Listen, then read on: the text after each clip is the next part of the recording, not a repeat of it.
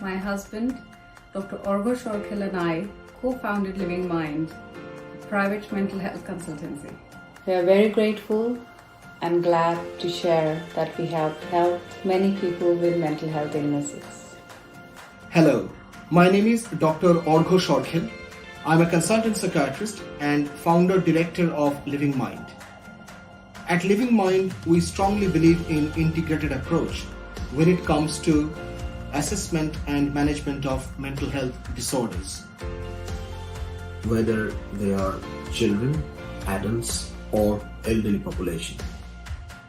What I mean by integrated approach is, for example, some of them are treated with medications, some of them might need talking therapy, some of our service users need a combination of medicine as well as talking therapy. But outside all of that, we also believe in lifestyle, diet, complementary therapies like reflexology, acupuncture, and mindfulness. So it is very close to our heart that when it comes to mental health, we should offer our service users the range of treatments that's available and try to understand what is the meaning behind their symptoms. So our aim remains not just to control or treat their symptoms, but make sure that improvement in their mental state leads on to an improved functioning in their social life as well as in their occupational life. We treat a range of mental disorders: depression, anxiety, OCD, ADHD, eating disorder, schizophrenia, addiction, and many more. We specialise in assessments for dementia. Our online video consultations are safe and secure.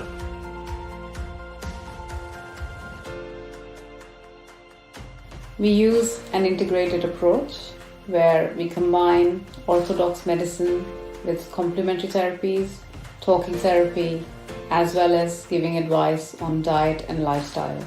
I am a qualified reflexologist. I have treated many mental health patients with anxiety, depression, insomnia, and stress. Living Mind incorporates mindfulness in most of our treatments of mental disorders. I'm very passionate about the pillars of mindfulness like acceptance, gratitude, thankfulness. We try and explore how best we can use the mindfulness exercises and try and develop a mindfulness approach in our service users' lives in general. When it comes to difficult situations, when outside stresses are not going to change very much, mindfulness gives us a fantastic platform to deal with these difficulties. Please visit our mindfulness album called Mindful Living, where there are 10 tracks. Few tracks are very specific about mood, anxiety, even pain management. One of the tracks I also focused on self-love, self-care, and self-kindness. The album is available in most of the digital music platforms. Hope you found those exercises helpful. We specialize in RTMS, repetitive transcranial magnetic stimulation. This treatment has helped many patients recover from severe depression, anxiety, OCD, and many other mental illnesses. Please visit our website.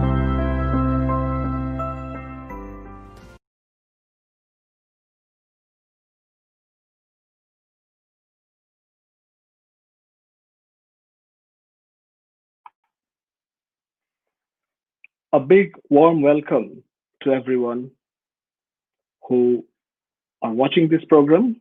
Today is World Mental Health Day 2020. So we are here together with all of you to celebrate World Mental Health Day. Our main aim today is to spread the awareness of mental health, something often we shy away while talking about it. So when we started thinking about celebrating World Mental Health Day this year, we put that out in Facebook and we had an overwhelming response. So we had many people from diverse ethnicities, different professions, different experiences, And they reflected on their mental health and sent us their small video clips. We are mainly going to talk about what is our understanding about mental health, how do we nurture it, few strengths about our own mental health, something that usually we do not talk about. We always talk about our difficulties, symptoms, but the positive attributes. And the last but not the least, especially in these trying times, top tips from people from all sorts of professions, different experiences, see what they found helpful while coping through this difficult COVID pandemic. So we all learn from each other and hope you enjoy this program. And we do have a very, very surprise visit by a fantastic guest who is very keen on spreading the awareness of mental health. And I'm sure you'll be delighted to hear from her as well. So we'll have some conversation in between. And any comments, any questions, please feel free to write. It's streamed simultaneously on Facebook as well as on our YouTube channel. So I just want to introduce her before she comes to our studio. She's a solicitor, founder, and director of Just Solicitors in Central London. She is a mental health advocate. Her passion is to make sure people do go out and ask for help. If there are problems, she's there to help. As a volunteer, she runs her own mental health awareness campaign. And believe me, we have run many, many mental health campaigns together, and it was very successful. So I'm very grateful to Shubhangi Mitra. Welcome, Shubhangi. Thank you so much. And I cannot thank you enough, really. I contacted you at the last minute and you didn't say no. So that says all about your passion of mental health. So very quickly to begin with, maybe if we could hear a few words from you.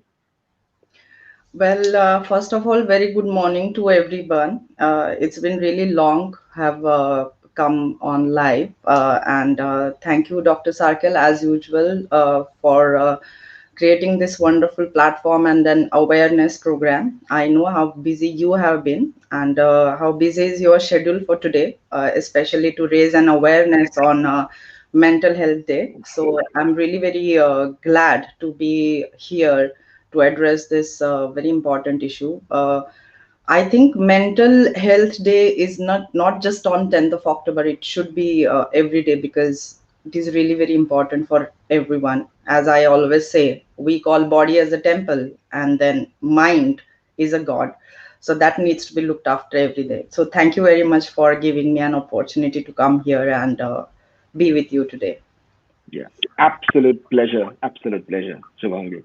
And I just want to know the viewers that, yes, we talked about her passion, but if you don't know, she is actually was a community queen of Mrs. India UK 2020. She was a goodwill ambassador for Mrs. India UK 2020 and also the first runner-up of Mrs. India UK Classic 2020. So hey, we got someone with lots of crowns. It's just she's not wearing it today. I did ask her to wear it, but she decided not to. But I think she deserves all the credit, and it's not so much about what we think about this Mrs. India UK. It's not just about the beauty, about what we see externally, but while talking about the beauty about our mind. And that's where you see how the beauty of mind combines with the well-being. It's very important to nurture ourselves, to look after ourselves, to care for us, and to love for us. We can't really love others unless we love ourselves. So we will have more discussions in between the questions. So the first question we are going to focus on, and we are going to hear or listen from different professionals, different ethnicities. The question I put forward to them is, what's your understanding about mental health? And let's see what they got to say. So the first um, person that you're going to see or hear is Dr. Simon Runagall, is an associate specialist psychiatrist, worked for many, many years in NHS, very experienced and really passionate about improving patient care. And that's where his heart lies in. So let's see what Dr. Runagall has to say. Hello, I'm Dr. Simon Runagall. Thank you to Dr. Sarkle from Living Mind for asking me to contribute towards the World Mental Health Day presentation, Making Lives Meaningful. The first question, what do you understand about mental health, mental and emotional well-being, is a difficult one for a psychiatrist to answer in under a couple of hours. So what I would like to say here is something that I say to my patients, is that to recognise that we all have a body and we all have a mind, and so all of us would not expect our body to be perfectly healthy all through our lives. So we should accept that we do all suffer from mental health issues at one time or other. Some people unfortunately have an underlying mental illness that makes them more likely to suffer from mental health issues, but mental health is relevant for all of us as it affects our physical well-being and our emotional well-being, and it's important to recognise that and to look after all three so that going forward in our lives we keep well. Right. So that's what Dr. Runagall thinks about mental health. And our next person we're going to hear from, Indrani Bhattacharya. She is a teacher. She has got a very big, busy schedule today because we are going to have another program shortly with Sangeet Foundation. But she is very passionate about promoting mental health awareness, very much into lots of mental health charity activities, and she moderates many, many programs with all the celebrities. So Indrani is very busy, so she kindly sent us her video clip about what she thinks about her mental health. Good evening, everyone. This is Indrani Bhattacharya, and I'm here to talk to you about some questions that have been posted by Dr. Orko Shorkil and Malini Shorkil of Living Minds.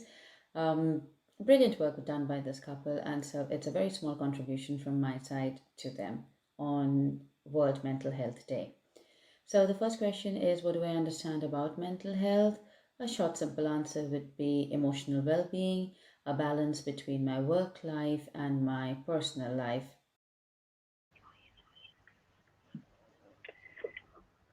Right. So that's Indrani got to say about mental health. So I know that Shubhangi, you have been involved in various social awareness campaigns, particularly the domestic violence, human rights. So give us a bit of a snippet of it.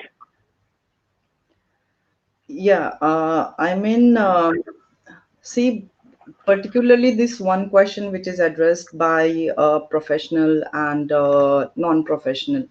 The mental health, which I understand, is mental health includes our emotional, psychological, and social well-being. It affects how we think, feel, and act to day life. It could be any circumstances in our regular life, our ability to react and to determine what course of action we need to take on that one, and how do we handle the stress and then make our choices. Now mental health is very important at every stage of life, from childhood to adolescence through adulthood, and over the course of our life we experience mental health problems in day-to-day life, like how we think, the moods and behavior, how they get affected, and many factors I believe they contribute towards mental health problems. That includes our Absolutely. brain chemistry and biological Yes. factors, life experiences, traumas, and abuse. It is I don't know in professional manner if you agree to that, but sometimes perhaps the family history can also lead towards a bit of True. mental health problem, but these are very, very common problems. And Yes, to forget, mental health is totally different from mental illnesses. People often misunderstand it, and that's the reason the whole chaos that takes place. So people with mental health problems can get better, and they yes, can recover completely. So please do not misunderstand, or try and understand the basic of what is mental health and what is mental illness. absolutely. I'm sorry, So, Olga, did you ask no, me no. about domestic violence and the other question? I No, I was just wanted to, maybe we can touch on, that's okay, we'll touch on next. Let's just see our next um, person who could not do a video. She sent us a audio clip. yeah. Zora Bampo, someone I knew for many, many years. She's very experienced nurse, worked at the director level in primary care health in NHS. And Mm. let's hear what she got to say. My understanding of mental health is my spiritual and emotional well being, the way I feel, the way I react to the stresses around me, how I conduct my day to day living, how I interact with other people, and how I manage my life on a day to day basis. Right. So again, as we just said, Shubhangi, the interplay between environmental factors, the family, the gene.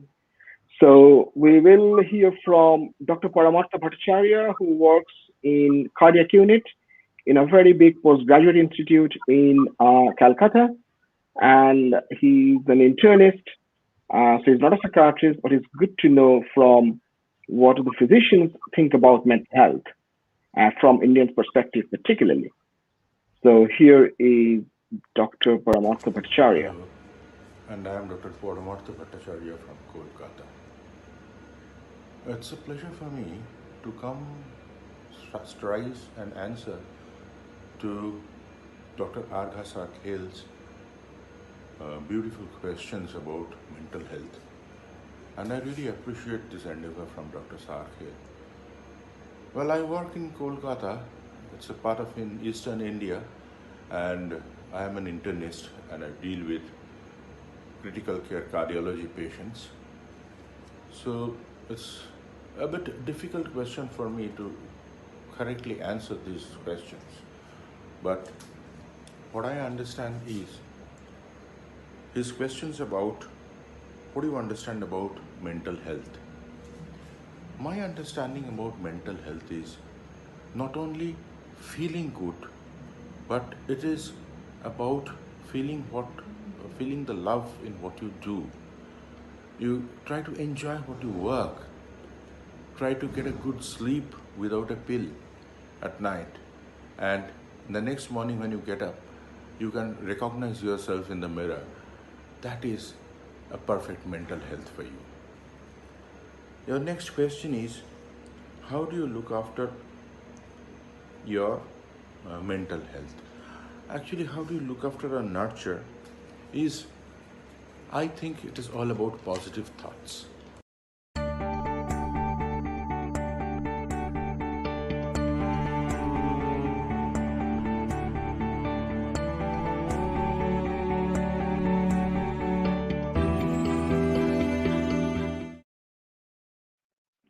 Right. Sorry, I just wanted to come to the second question later on. That's why I stopped the video in the middle. But yes, we were talking about your support and your experience in supporting people who could be the victims of domestic violence and how the mental health was affected. So perhaps if you could share your thoughts, Shivangi. Of course. See, domestic violence is a very vague term. I mean, if 10, 15, 20 years back, if we would have thought, we would have said domestic violence is just limited to women.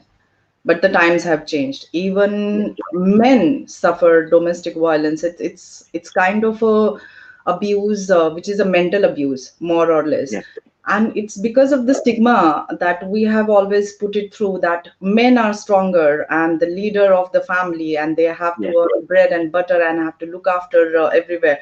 The A very problem, patriarchal society, isn't it? yes, yeah, absolutely. And that's the reason what happens is, I'll talk first on men and then definitely on women and Sure. children.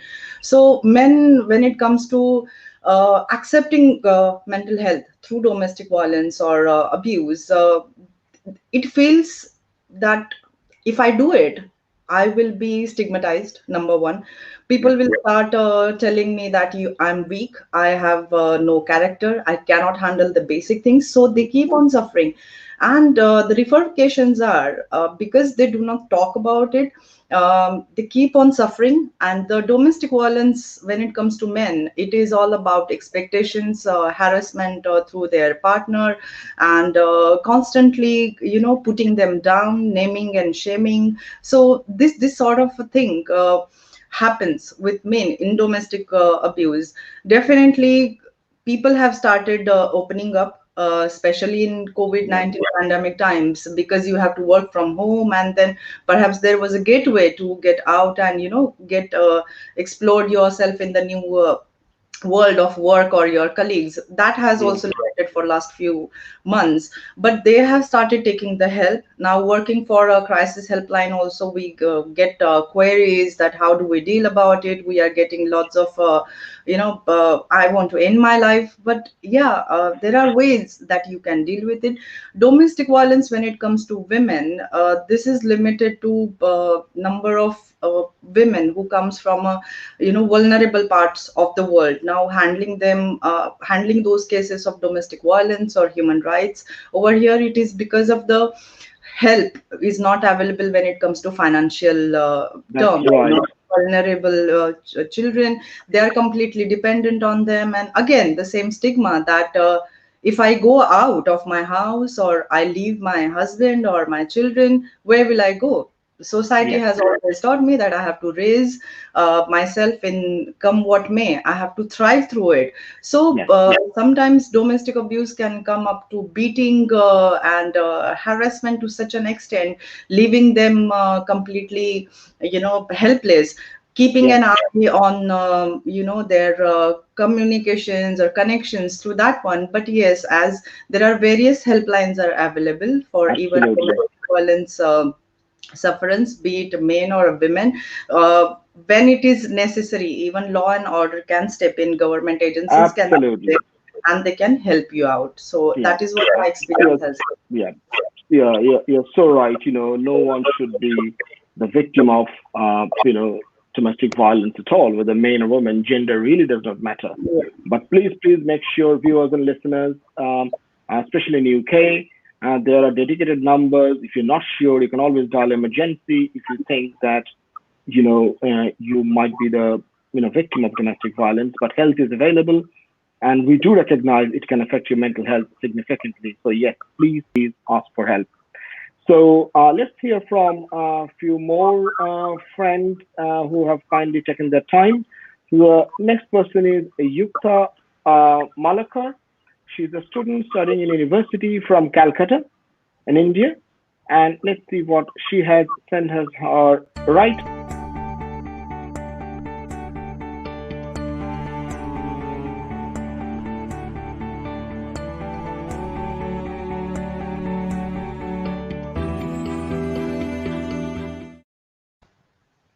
Right. So I need to just find the next one, Shwangi. Sorry, while I'm just going to. So the next person is Amrit Kaur. She is advanced nurse practitioner, and she has already introduced herself in the video. And let's hear from her. Hello, my name is Amrit. I work as an advanced nurse practitioner and I'm also the clinical lead for Tower Hamlets and Network 6. Today I'm going to talk a little bit about mental health. To me, mental health means my physical, social, and psychological well being. Along with that, I would also include the physical well being because if we feel well physically, we will feel well mentally. Right. So And the next person, before I bring him in, we've also got a video from him, Bradley Fleming. And I just got to say that he is one of the very passionate young gentlemen who has worked with me before in various capacities. He's now a mental health social worker. So I'm very, very proud of him. And he has gone through various challenging times, but he's an extremely knowledgeable, very passionate about mental health. So that's Bradley Fleming. When I think of what does mental health, the term, mean to me, I think of it personally as a combination of my social well-being, my emotional well-being, and my psychological well-being. And these all three things coming together to impact how I'm able to deal and interact with the world around me. Right. And next person is Tina. Tina Mukhopadhyay. She's studying in university. She is a fantastic singer. We call her Nightingale. So let's hear what she got to. Question 1. What does mental health mean to you? As we all know, mental health is the psychological and emotional well-being of a person and looking after your own mind. Mental health is just as important and goes hand in hand with physical health, and also involves controlling all of the thoughts and feelings that go on in your mind. Right. So after Tina, we are going to hear from someone whom Shubhangi knows very well. He is the founder director of Sangeet Foundation, and none other than Jayanta Ray. We all know he has run various campaigns almost every weekend with some celebrities. Really, the passion is to spread the awareness of mental health. And again, I'm going to have another program with him today in the afternoon. So let's hear what Jayanta Ray, the trustee, the founder director of Sangeet Foundation, got to say about mental health. Mental health is about well-being of our minds and an integral part of our overall well-being, including physical health. A healthy mind goes a long way to enhance your physical health. Right. So you can see the passion there already. The next one, sorry, I know we have got various clips there, so I'm going through that fairly quickly, but we are happy to take any questions if anyone puts anything in the YouTube or Facebook, because it's being streamed live to Facebook and YouTube at the same time. So next one is Sampriti Pal Chaudhary. She is working in university in Calcutta, and she has kindly sent her write-up. And let's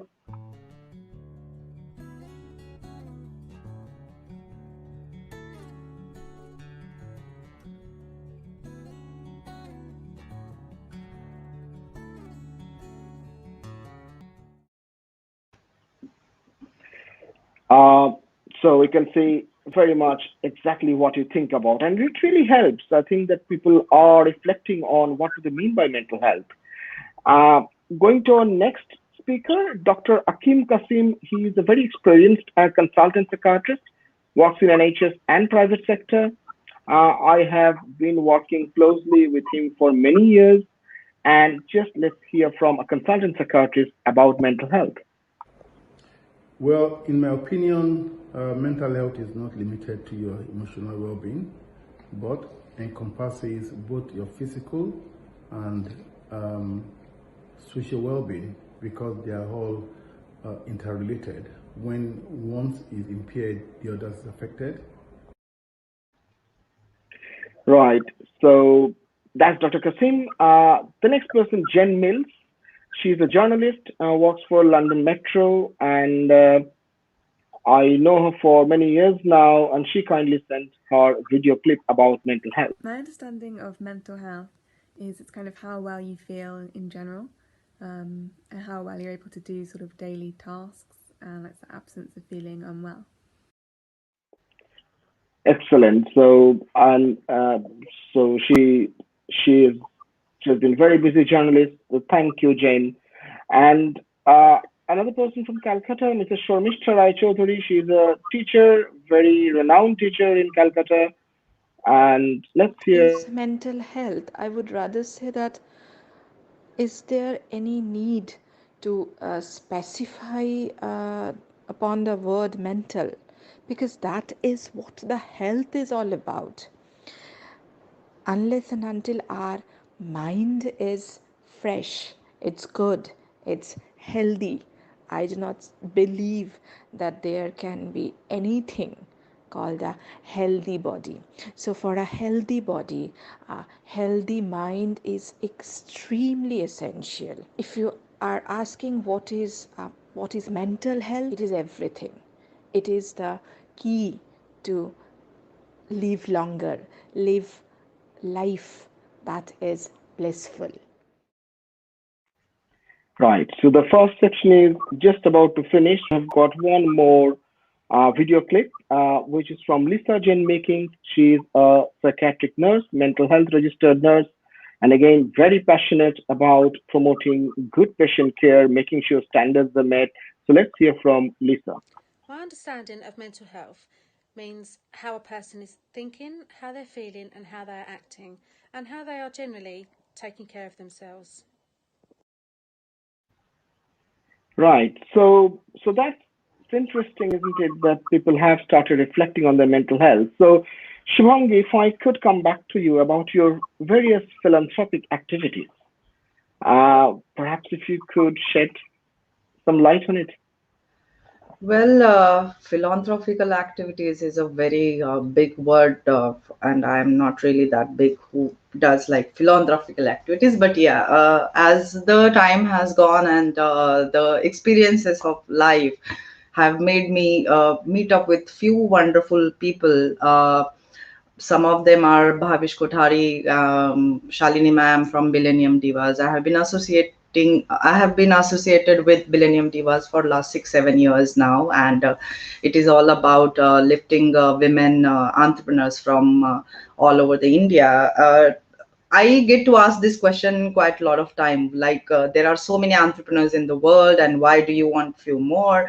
I always believe that every second person in the world is a woman. So financial independence is very important, and women are born entrepreneurs. So this is just one platform to train them and help them financially make them meet up with right people so that they can start their businesses. And the whole and sole goal is to raise to create 1 million divas in next decade's time. Then comes my activity of law. Law has always been my passion, so I wouldn't say it philanthropical activity, but yes, I'm involved with few shelter homes and some of the agencies where rehabilitation of few vulnerable parts of the world who end up in UK, and because of no help available, rehabilitation of these women and children of vulnerable aspects is another role that I play in. It is just my moral duty to give it back to society as a lawyer. And recently, I have been involved with mental health awareness. Experience teach a person a lot. So perhaps it was my own experiences made me take a step towards this campaign, break the stigma. So this is all I do. Not much. And I think it is so inspiring and motivating for the viewers and listeners that, we all have skills. We have got skill set in whatever we do, in whatever capacity. So if we do want really to make a change in the community in terms of mental health awareness, we can all chip in. And together, we make the difference. And you are a brilliant live example. So thank you, Shubhangi, for sharing that. So our next question that I asked, the same, the professional students, the teachers, the doctors. The second question was really, how do we nurture our mental health? So perhaps if we could listen from or see them, and then I'll come back to you. Is that okay, Shivangi? Certainly. Yeah, great. So we'll start with Dr. Runagall again. I'm not going to introduce, you have already seen them, so let's just hear from them now. Second question is, how do I nurture my own mental health? I think the important thing is to recognise problems developing early and to take action that is going to be positive. So I think having a support network of good friends and family members that you can talk to is essential. Talking things through, I think, does help to reduce distress. And then participating in the things that you enjoy, activities that bring pleasure and act as a distraction from problems with your mental health, I think are also essential, and that's what helps me. The second question was, how do you look after your mental health? I think looking after I would say just getting on with my work, trying not to be influenced by external factors, trying to go with the flow, and just getting on with the job. Really, I guess that would be my way of looking after my mental health. Question 2. How do I nurture my mental health? I nurture my mental health by being aware of the pressures and stresses on myself and my body, by trying to remain healthy physically, emotionally, and spiritually, and by avoiding unnecessary stresses. How do you look after your mental health? Actually, how do you look after or nurture is, I think it is all about positive thoughts. When you think positively and you try and appreciate the goodness in others, it is all about a glass filled with water. If it is half filled with water, you can have two ideas. You can think it is a half filled glass, or it's a half empty glass. So your positive attitude towards life is what that matters. You should find out goodness in everybody. It is good to find goodness in other people rather than criticize at their faults. Try and criticize at your own self. That's an old saying. If you always point out a finger at somebody, remember the other three fingers will try and point back at you. So rather appreciate people rather than criticize them.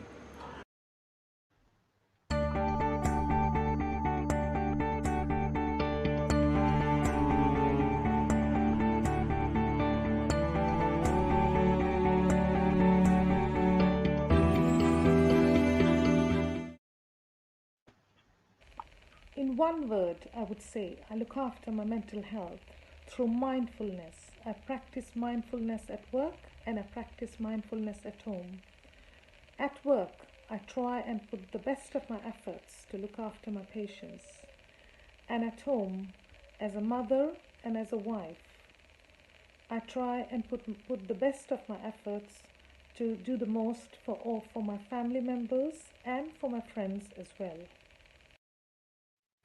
For me, looking after my mental health has meant and continue to means really understanding what makes me tick and taking the time that I need to rest, recuperate, and not get bogged down in the day-to-day stresses that life can bring.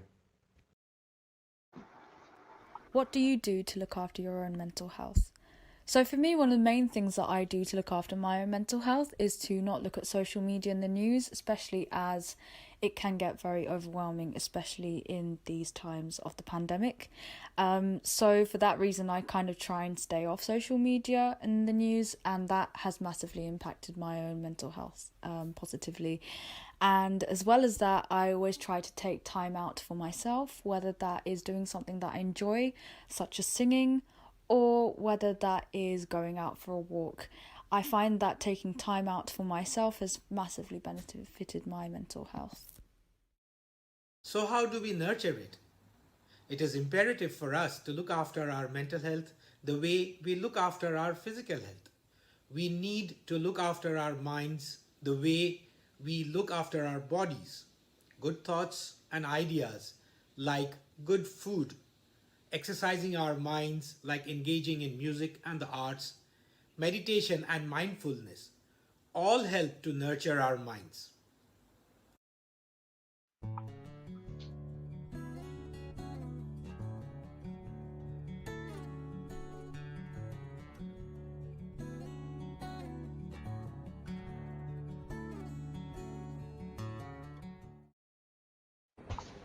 How do I look after my mental health? Well, I pay attention to both my physical health, my psychological health, and making sure that social issues are not ignored. I engage in regular exercise and take time to reflect and relax. At the moment, I'm looking after my mental health by taking medication and trying to keep active, not drink too much alcohol, to get enough sleep, just the general ways you'd look after your physical health. To have a healthy mind, to have a happy mind, I need to be positive always. So, a positive movie, a positive book, something that I like to do in my leisure time, during my leisure, I mean. These are all the things that I can do for my mental health. Maybe a cup of coffee, maybe a corner in the room beside the windows from where I can enjoy the rainfall. Just finding happiness in bits of things. My happiness, my mental health is in my hands. It depends on me. It's not on anybody else. It's completely my responsibility to keep my mental state healthy, my mental state happy. And if there is any need, like I seriously need somebody to listen to me unbiased, then I feel that there need to be friends, maybe professional friends, who will sit down and listen to me. I suddenly remember a quote that "Dust thou art, and to dust thou returnest" was not spoken of the soul. So definitely we have come here to make a difference in the lives of ourselves, of others. So it's our responsibility solely to take care of us, to be positive, to focus on the most important objective of life, to stay happy, to stay healthy, to stay mentally healthy. I look after my own mental health by making sure that I take time out for me to engage in an activity that I enjoy doing. This could be going to the gym or taking part in a yoga exercise. I also realise that when I'm feeling particularly stressed, that I will talk to nearby colleagues, managers, family, friends, just to release those emotions. Right. So that was nice, isn't it, Shivangi? It's just listening from different people, what's their ideas. And as I said, we all learn from each other. Yes. Don't you have any comments about looking after mental health? How do we nurture it? Well, it was really wonderful to hear it from so many people, because it is very hardly we come across, hardly it's a point of a discussion actually when we meet up or talk about it. Like, how do you help to build Yeah. your mental health? And so it was amazing. But I also want to point out one more thing. Having Yes. solid mental health does not mean that you never go through any bad times or experiences in life, emotional That's problems. right. We all go through disappointments, losses, and changes. And while these are normal parts of life, they can still cause sadness, anxiety, and stress. But just as physically healthy people are better able to bounce back from illness or injury, people with strong mental health are better Yes. able to bounce back from adversity, trauma, or stress. People now who are emotionally and mentally resilient have the Yes. tools for coping with difficult situations and maintaining a positive outlook. They remain focused, flexible, productive in bad times as well as good. Now, wonderful to hear, wonderful to talk, but in reality, how do you Yes. actually deal with it? Because sometimes, putting myself back in those days when I was not feeling well or I was Yes. depressed, let's say, let's touch the actual core problem, that Yes. when I was actually depressed, what did I do? Did all of this help me? Did all of it actually listening to or reading it through the nice comments did actually help me? No, because it was the internal resistance or resilience was Yes. not working at one point of time. But still, there is a thin line when mental health is damaged and it is leading towards mental illness. So when Yes. mental health was actually damaging, recognize, you still have ability to recognize it, to address it, Absolutely. and come what may, if you see a bit of a mood swing, getting angry, not feeling well, feeling sad for a couple of days, it's okay. But Yeah. if you notice this for more than a week or so, you really need to take charge of yourself. For me, routine was really, really important. Getting up Yep. in the morning, come what may, whether I have slept or I have not slept at whole night, Sure. making the bed, and then taking the shower, come what may. I used to push myself, then walk, take a walk in the garden, or just hit the gym floor, run. Yeah. That used to take my aggressiveness out. I used to get scared to talk to people, because I used to think they might put some kind of a misinterpretation about me. So for me, my best friends were my books, audio books. Reading did really help me out. So what do something which you have not tried or done, and you have to do it. Nobody Yes. else can do it. And Step, yep, yeah, talk to that's friends. right. Yeah, talk to friends, address your issues. I'm sure in your lifetime you have actually got one or two friends who can give you lending ears. So come what may, these are the things. Routine is important, discipline to yourself is important.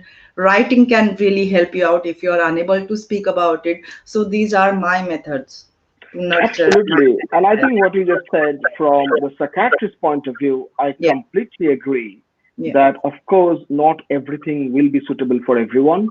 Mhm. But there are some basic things, perhaps, if we can push ourselves a bit when we are restrained for different reasons.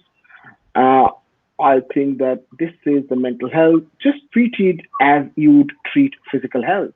Yeah. So recognize the symptoms early on so that the ill mental health does not become a disorder as such. But even if it becomes a disorder, it is treatable. Help is available.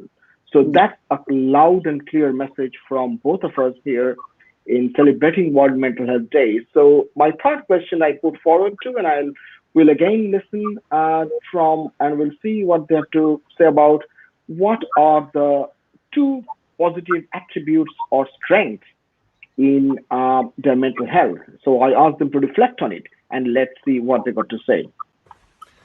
The next question is about two positive strategies in dealing with mental health problems. The first thing I would say is humour for me, not to take things too seriously, not to take yourself too seriously, helps to get through a crisis time. But the other thing I think is very important is to try to remain in the moment and not let anxieties about what may or may not happen in the future, or what has happened in the past that you can't change, that you've got no control over, not to let those get in the way. So using mindfulness techniques, I would strongly recommend. Positive attributes of strength. I would think communication would be my way of dealing with it, so that if I'm angry or I'm stressed, I would talk about it and get it over and done with. And try to have an understanding, I guess, of the situation rather than jumping to conclusions would be another way of maybe trying to maintain a balance. 3 strengths and attributes. On the whole, I do not avoid any issues that affects me physically, emotionally, or spiritually. I think having an insight to my own mindfulness. And what about two positive attributes or strength? Well, positive strength inside comes from share and care. If you have something in your mind which is not positive, try and share that with your family or with your friends, whomever you want to. And if you want to care about you, you can care about your family, you can care about your friends, you can care about your patients, and then obviously you can care and share, and that will give you the positive vibes in you.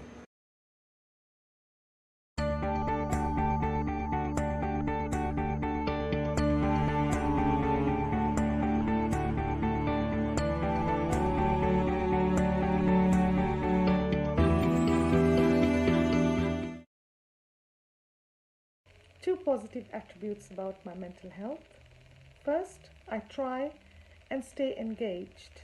I always connect with my family and friends. I always talk to people and participate in the wider cultural and community activities. This keeps me going. And secondly, I have always told myself life is not a bed of roses.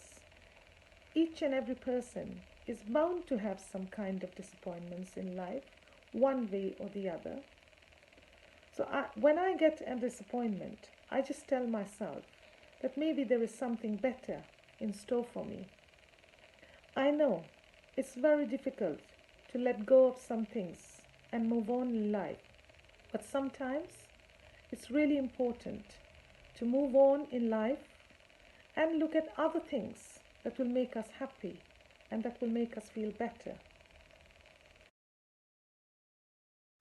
One personal strength that I've developed over many years is the ability to say stop. Not to anyone else, but to myself. To physically say stop when I feel that there's a situation where anxiety is arising, becoming overwhelming, is to say stop to myself. And that gives me the opportunity to come into what's happening in this moment and not let my mind run away with itself, and take myself away from that situation to be, whether it be distracted by something else or give me an opportunity to stop the running away of the thought and to think more logically. Another one is to write things down. Sometimes you might not have somebody to talk things through at the time, but a way of expressing my feelings or stresses of the day. If I haven't got anybody to talk it out to, I will write it down, and it's able for me to release some of the pressure build-up that might have been there. Discuss one strength about your own mental health. The pandemic, as for many others, has been difficult for me. But throughout the pandemic, I saw that I became much more resilient, and I was able to cope with many different challenges that I faced. And I was able to bounce back from certain situations as well. And as a result, I have grown so much as a person, and I've become a lot stronger. The two strengths or positive attitudes of my emotional health. Well, over the years, I have built resilience through acceptance, the philosophy that everything happens for a reason, and using music, like playing my guitar and singing as well, as an outlet for feelings that I don't quite comprehend, keeps me going.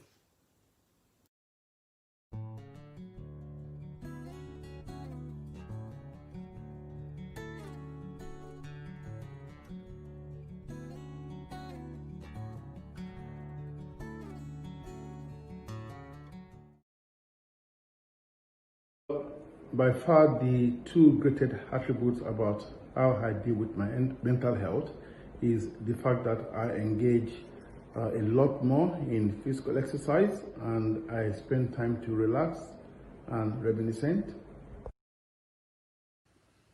I think some strengths about me is I'm being quite resilient as I've come through some difficult times, and that's also given me a perspective on things that not everyone has, so I think that can be a benefit in some ways. Very positive thing that I have always believed in is it is always morning somewhere in the world.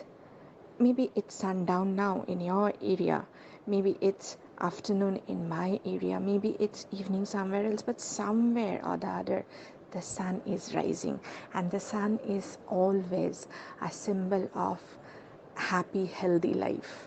So we need to believe this, that there is always something positive happening somewhere in the world. A thing more that I strongly believe in is at the end of the day, it's always you versus you. So what do you do? How do you look after yourself? You over here may mean you, I, they, whoever. It's very important to fight and win with the mind. Okay, that's the ultimate challenge that I believe needs to be overcome upon, needs to be controlled on. I need to believe in my mind that there is morning. Just now the sun has risen somewhere. Just now the life is all about to be, it's going to be very, very beautiful. So this is like another thing. Like these are the two things that I strongly believe in, and this always helped me a lot whenever I feel down, whenever I feel that no, I need somebody. Maybe always there will not be people listening to you. Suppose it's 3 a.m. midnight and you want somebody to listen to you and you're not getting someone. Just get up, stand in front of mirror and say that just now, just at this moment, the sun has actually risen somewhere. The sun is rising over the hills, the sun is rising over the horizon, the sun can be seen from the beach, the sun is rising somewhere. And you will feel happy. You will feel that it's so blissful, it's so unique. It's a reason to live a new life every moment. The strengths that I have about looking after my own mental health is I am aware of how I'm thinking and how I am feeling. When I'm feeling particularly stressed or under pressure, I do take time out to refocus. I make sure that I engage in an activity that brings me joy. I like going to the gym to de-stress, and I also like taking part in yoga, which helps me to engage in some kind of relaxation. Right. So we heard from all of them about strengths, and I thought it's a good exercise that we could all do from time to time. As I said in the beginning, it's very much often I find mental health, and I don't know, Shubhangi, if you agree. Often we talk about what are the difficulties, what are the troubles. Hardly we ask ourselves, or even professionals, that what are actually your strengths, which are within you. How best to cultivate those. Now, what are your thoughts on that, Shubhangi?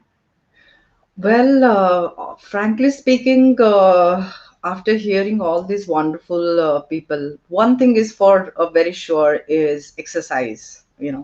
Physically staying motivated, come what may, half an hour. Everybody is very keen on doing it, but we live in the country where weather is truly very unpredictable. Not True. everyone has access to the gym, but I'm not saying that everyone has to hit the gym or go out, but No. the nutshell, 30 minutes of your day, you have to do something physical activity. Not everyone can enjoy yoga, I completely agree. Sometimes it can get boring. Meditation, people are not aware about it, but do something, move yourself, do some household work, restructure your bedroom, bookshelf. There are so many things, but 30 minutes every day is very, very important. And if you ask me, what do I do? Yes, initially, to keep myself very healthy, gym was the one I used to do. Then various courses, online courses. But yes, again, I'm addressing to those set of people who are going Yeah. through some kind of a mental health difficulty. I will not say illness, but mental health difficulty Yeah. due to pandemic, who are at home, and bit of a depression, and nobody wants to hear all these well-being tips and all. But for them also, from my own experience, I'm trying to tell you is, come what may, as one of our friends said, not if all the time people are available to listen to you. So Yeah. best thing is to write it down. You can be your best friend. And I sometimes say that we believe in God. Just see him as your friend. If no one is there, talk to yourself. Write it down as much as possible. Yeah. For me, another aspect is staying away from negative social media, not indulging myself in negative social media. Stay away from it. Humor, for me, it really works out. Distracting something, comedy, serials or movies. Before going to bed, half an hour I will definitely look for something. If not, Tom and Jerry the cartoon, trust me, it Yes, really distracts absolutely. Yes. that kind. And yeah, reading also can help me. What I have realized over the period of time, if your mind is completely engaged in something totally different, that really helps you out. So I have obtained a way of enrolling myself with different kinds of courses. That keeps me really very busy, and it's a fulfillment that you have done something during the pandemic. So Absolutely. what my tips would be. Yes, you really touched on the very valuable point. So I agree. And physical exercise is something not just about the feel good factor. Even from the medical point of view, there are certain chemicals that get boosted. So often it helps actually with anxiety and depression. And I can understand it can be catch 22 that, if I'm completely not motivated, how on the earth I'm expected to go and run on the treadmill? We are not expecting that. All we're asking, just regular movements and slowly titrate it up. Do a bit more, maybe 5% more in a week's time. Yeah. So, but movement, physical exercise is absolutely vital. So, yes. So we are coming to the last set of last question that I put forward to them was, especially during the current trying times, COVID pandemic, how they have been coping constructively, what they have found helpful, because we all have different ways of coping with difficult times. But we are all in the same boat. The whole world is in the same boat. So let's hear. So I'm going to remove ourselves from the studio now, and we'll hear from them. The last question is 2 top tips for coping with difficulties such as the COVID pandemic that we're all having to live with and deal with at the moment. I think stopping, slowing down and getting in touch with what's around you, particularly the natural world, I think is very helpful in keeping you grounded and just taking one day at a time, not looking too far ahead. And the second thing I would say is a mantra of one of my friends is this too will pass. And I think everything does pass in the end, and this pandemic will pass and leave us as well.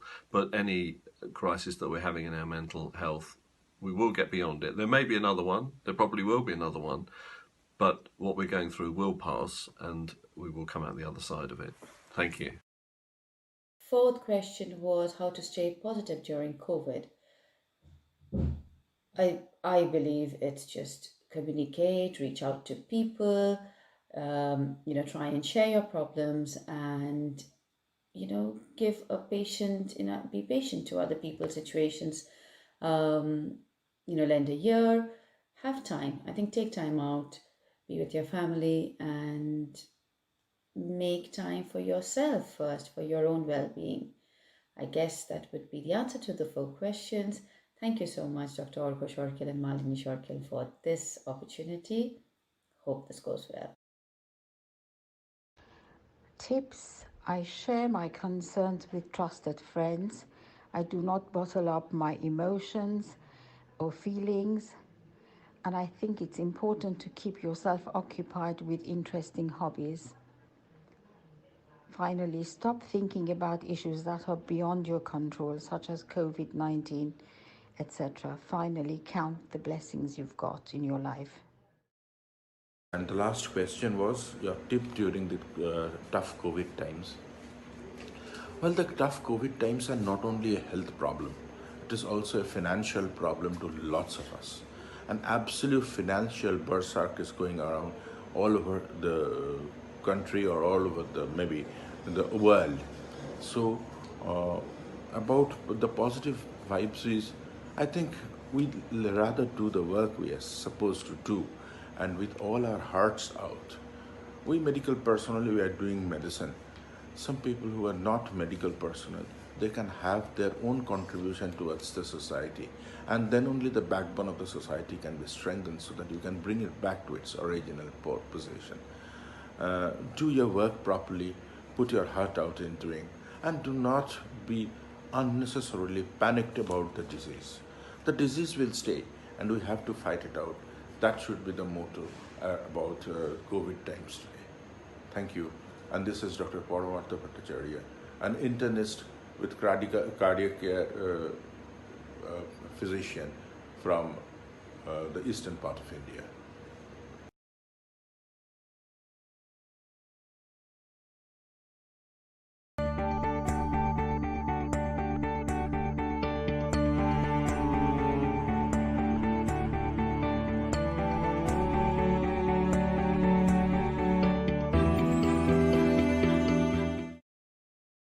So, two top tips to maintain a good mental health. Firstly, have a good laugh with your family and friends. It's good to laugh, it feels good. Secondly, work in the order of priority. Make a priority list and leave the least important things to the last. We all will get there. Thank you. So, two tips that have got me through this incredible year that we've been living in, year of 2020. The first one is to not take in too much from what we see every day in the news. Obviously, with the coronavirus, there is just a lot of news that can bring your mood down. Yes, it's good to be aware of what is going on in the world. We need to be aware because we need to be safe. But the repetitive nature of it can become overwhelming. So pick and choose and don't let it overwhelm you. Don't let it take control. The second tip is to be grateful. Find gratitude in the little things. I think if we can find gratitude in the little things that we might not even realize benefit us every day, that can bring some sort of happiness. One of the many things that have been helping me during the pandemic is to get properly dressed for the day and have a shower in the morning, as it helps to get into a much more positive mindset for the day, and you can get a lot more tasks done during the day as well. Another top tip I would give is to ensure that you have structure to your day. Even if it's just a rough plan of what you want to do for the rest of the day, having a structure helps because you can get a lot more done during the day, and you will end up also feeling a lot more accomplished as well as having more activities completed. Two tips for coping with COVID pandemic. Well, my two tips for dealing with COVID pandemic are: number one, to dig into our past, especially childhood, and engage in all the things you have wanted to do, such as writing a book, or maybe just a short story, poetry, or maybe learn a musical instrument, learn and research about a topic of your interest. You might want to get a learning partner which can make the journey more enjoyable. Number two, call up the friends and relatives you always wanted to talk to but never found the time. This can be therapeutic for both.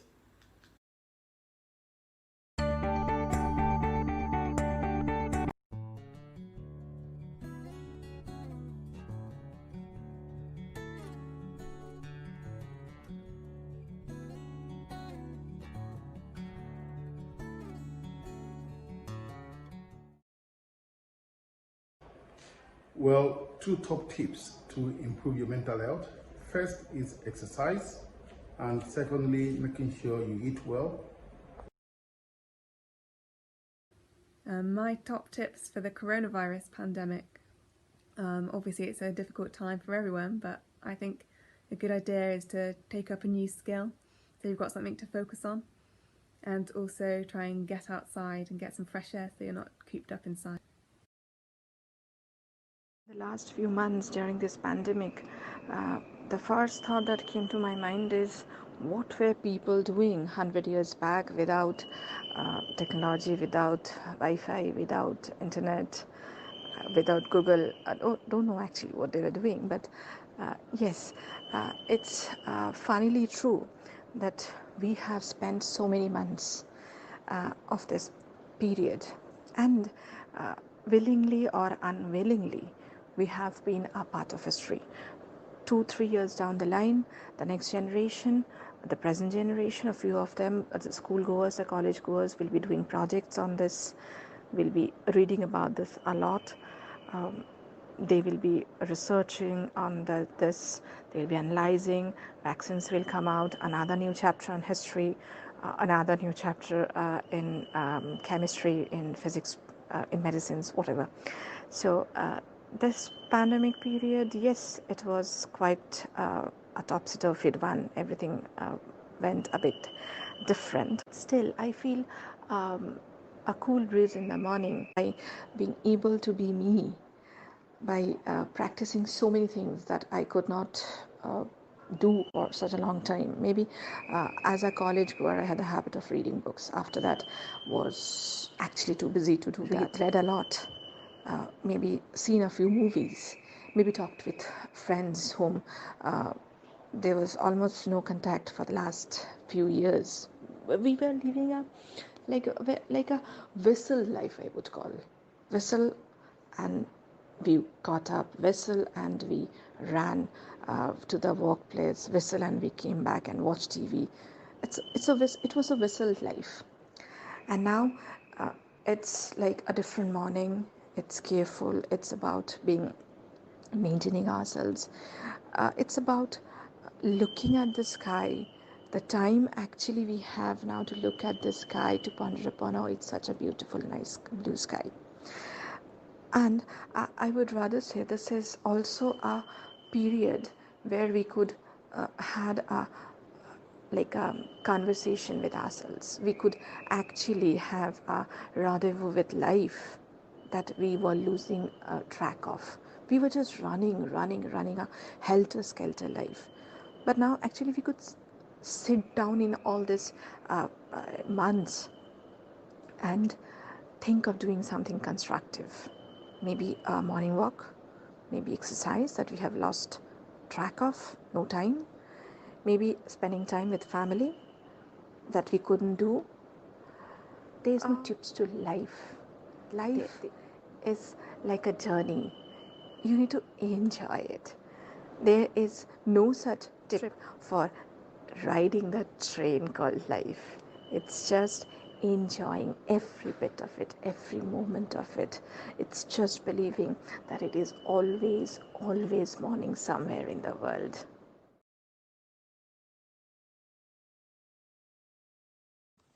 The top tips that I have found helpful is being able to discuss how I'm feeling. This could be talking to family members, friends, work colleagues, anybody. It's just about, releasing those emotions so that they don't become a bigger problem.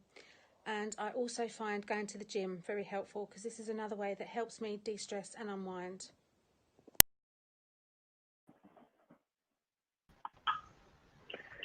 Right. So it's interesting to see that there's a lot of common viewpoints about this pandemic situation. But I suppose the whole idea of setting up this program, not really just for the COVID, but I thought we need to touch on because it's a reality. We can't run away from it. And I just hope that, this program goes at least a little way towards making people think about mental health. And as someone said, that sometimes turn this into opportunities as something that we couldn't do, some kind of childhood dreams and things, and maybe this is the time.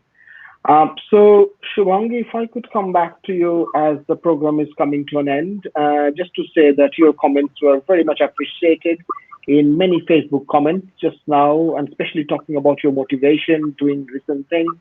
And, there are a few very, very good already reviews for this program. Excuse me. So, any take-home messages for the viewers and listeners? What did you say? Any take-home points? Well, it's not a takeaway message or anything, but as I mentioned at the start of this session, that every day is World Mental Health Day. We often realize there are 1,000 methods of keeping your mental health. I want to touch upon one basic point, that why the society is often reluctant or unable to address the mental health needs. That is my takeaway message, that in some societies, mental and emotional issues are seen as less legitimate than physical issues. They are seen as a sign of weakness or somehow as being our own fault, as I mentioned, the social stigmas. So, number one, breaking the stigma is really very important. Some people mistakenly see mental health problems as something we should know how to snap out. Men, especially, would often rather bottle up their feelings than seek help due to, again, stigmatized, this stamps of the society that you have to lead come what may, and you can't really break down. Modern age, we are so obsessed with seeking simple answers to complex problems that we think that everything needs to be solved by very easily. I often believe in one quote, that says that when we go on the ECG monitor and the heart lines are checked, even they are wavy, the lifeline is full of that, and when it goes flat, we are declared dead. So it's similar way, these phases of life, they come, they are not the final book of your life, they are the chapter. What I want to say here is everybody go through mental and emotional problems. Options are available, treatments are available from base to the complex areas. The way we do not neglect our physical health or physical problems, do not neglect your mental health. The truth is that whatever your issues may be, there are steps that you can take to improve the way you feel and experience greater mental and emotional well-being. And trust me, I'm not just saying because I'm mental health activist. It is the self experience that I have gone through. You really need to stand up for yourself. Maybe you have lost your job, you have lost your loved ones. There is anxiety all the time. What is going to happen with the world? But trust me, this is just a chapter of your life. Life is not going to end like that. So take a step and start today. Yes, no, thank you, Shubhangi. And that's a very, very positive note and vibe coming from your message, very loud and clear. That yes, just like we might have a blood pressure might be high, but treatment is available and that will be under control. Very similarly, mental health problems can be managed either by medication or by talking therapy or by social intervention, or more commonly, combination of all of that. And that is where at Living Mind we truly believe when it comes to care of mental health, it's an integrated approach. So this year we have taken one more leap. So we have just this is our first announcement that we are actually have developed the CPT certified mental health awareness training program and the dementia awareness training program that's on the CPT accreditation course in UK. If you go to their website, we are listed. So it is available at the moment, not face to face, but online. So programs like this, Shubhangi, thanks for taking, giving your valuable time on a weekend morning. That means a lot to us. And again, when you talk about the core belief that you touched, that why society is so reluctant, as a psychiatrist, we always have this, we talk about the talking therapy, the psychologist, we call something called cognitive behavior therapy. So addressing the core belief. Yeah. And sometimes I feel like saying that we need to address the core beliefs of the community, not just the individual. And I think that's why we can succeed. Yes. We Dr. need talking therapy. Yeah, sure. I have to raise this one more issue, but coming from a medical professional will truly help. On today's day, I know it's your program, yeah, you're the No, that's fine. but Absolutely fine. I really need your tips on those people, or we call the society, who are not suffering from mental health or mental illness, but these are the bridge which connects the vulnerable and to the. Do you have any tips for them, that how to take care of these vulnerable parts of the society? How can they help? Just in 1 minute's time, I mean. Yes, I suppose that the first thing is really bringing the awareness. So if someone is telling me, no, I do not have any problems at all whatsoever, just like if I say physically I'm absolutely fantastic, it's probably not correct. So it's important to acknowledge that we all have our difficult times, but also we have got the strengths and attributes. That's why I ask people to locate on that. So it's very important to look at ourselves, reflect. And the first thing I'll say, as you know, the theme is really be kind to yourself. The moment we are kind to ourselves, we are giving ourselves opportunity to explore ourselves more deeply. We're in a 9 to 5 job. We're on the treadmill all the time, if you like. Is that we're running an autopilot, and we need to think about slow down, looking at ourselves just to see what are we doing in our lives. What's the purpose? What's the opportunity? So those are all the positive things that will help us get through whether the difficult period or even to maintain a good mental health. So we don't have to be ill or necessarily vulnerable, but even we all need to look after, just like, we put a cream or something on our skin to make sure our skin looks after. So we need these creams to look after our mental health. So, and as I said, help is available. As you very rightly said, there will always be a friend or two, who will be listening to you. Share your thoughts. It's important for us not to just quickly judge others. We do not know what situation someone is going through. We do not know what their brain chemicals are doing. We don't know what's their experience in life before. So we are very quick to put a label, very quick to judge. It's important just to listen first. I think that's the first thing. Listen. Look, listen, and feel is always one of the mantras in medics, I know. But I think in mental health is equally important. Look, listen, and feel. So we want to end on that note, but I just wanted to say special thanks to Shubhangi, who is, as I said, Mrs. India UK 2020 runner, and she has got many crowns. But more importantly for me is the passion about mental health. That really stands above all. And of course, all my friends and the contributors to this program, we are very grateful to all of you. This program would not have been possible if I wouldn't mention names of Malini Shorkil, who tirelessly worked with the videos, and of course, perhaps the most important person behind the scene worked tirelessly till midnight, is Kaushik Chaudhary, who has done a fantastic job. So I just wanted to say thank you to the Living Mind team. And of course, once again, a big, big thank you to Shubhangi Mitra, who has given a valuable time on the weekend morning. So I want to finish off with this little short clip about the Living Mind, really thanking you all. And any questions, feel free to leave a message. We'll try and come back to you. But thanks once again for listening and